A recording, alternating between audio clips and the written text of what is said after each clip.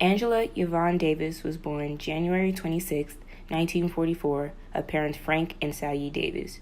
Being born in Birmingham, Alabama, to practically having the Ku Klux Klan reside in her backyard, Davis was no stranger to racism and injustices towards African Americans in her community.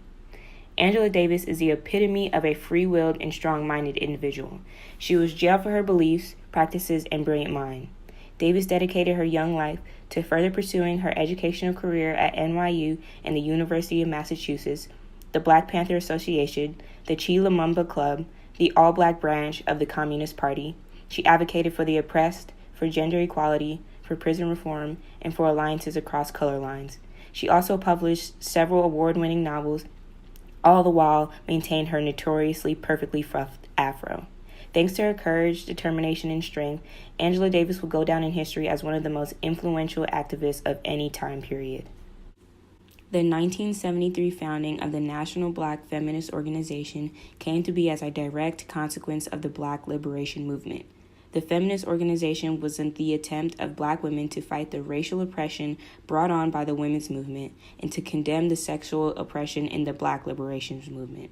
Injustices towards Black women of that time took many forms, one in particular, exclusion. When a Black woman was stripped of her self-worth, rights, and equally deserved opportunities of whatever case, this only allowed for more oppression towards the community as a whole. Together, to think race and class and gender and sexuality not separately, but together, to think about them as cross-cutting, as intersectional.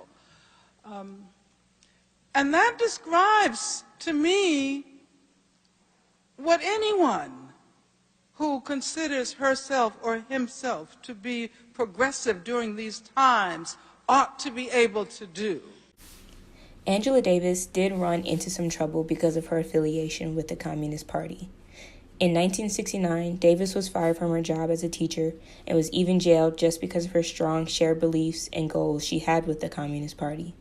These goals, Wikipedia.org defines as seeking equal rights for women, equal pay for equal work, and the protection of reproductive rights, together with putting an end to sexism. I told you why I was a revolutionary, because I have a very strong love for oppressed people, for my people. I want to see them free, and I want to see all oppressed people throughout the world free. And I realize that the only way that we can do this is by moving towards a revolutionary society where the needs and the interests and the wishes of all people can be respected. Angela. During Davis's time period of the Black Liberation Movement and Army, Black people had taken many steps to unfold mass injustice in their community. To list a few: sit-ins, freedom rides, and legal suits. Those at the forefront, the Black masses who were the strongest force of the liberation movement, were those of the laboring masses, and they demanded jobs, better housing, better education, increased wages, and they fought against police brutality.